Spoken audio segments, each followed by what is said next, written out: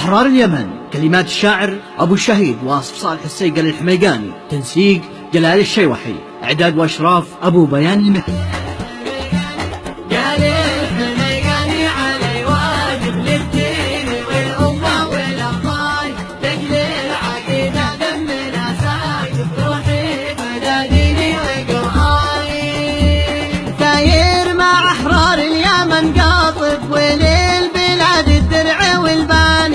ماشي لنا في الموقف السالب سنان ما نقدر رقم ثاني.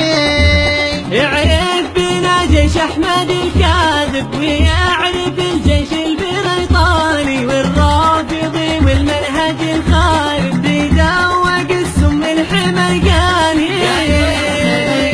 علي واجب للدين والأمة والأوطان رجل العقيدة دمنا ساكت روحي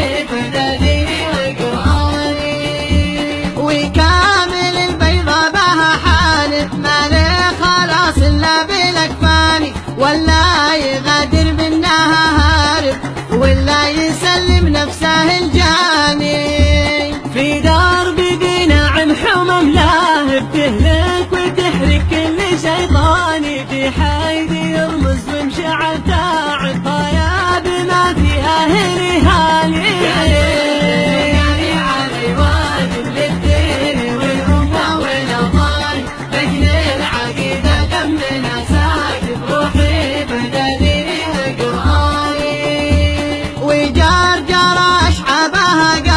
واشعاب ناصر هي ويفعاني دقت عظام الباغي الغاصب دقت قياداته والاركاني.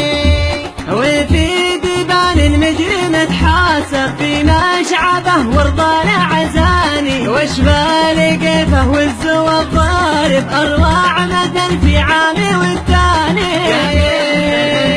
علي واجب للدين والامه والاوطان رجل العقيدة دمنا ساكت روحي بدني وقرآني.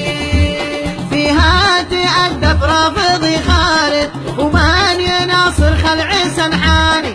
الحوثي ما حد لها صاحب ولا قبلها حر بيضاني. العاصمة الجيش من مارب وارحاب وجانهمي وخولاني في الحزام الغربي تجاوب باني مطر حمي وهمداني. علي واجب للدين والأمة والأوطان بجل العقيدة دمنا ساكت روحي بدني وقرآني. كل اليمن لباني ذا الواجب ولأجل صنع الكل صنعاني. بنخرج القسيس والراغب ودي تحول كلب إيراني.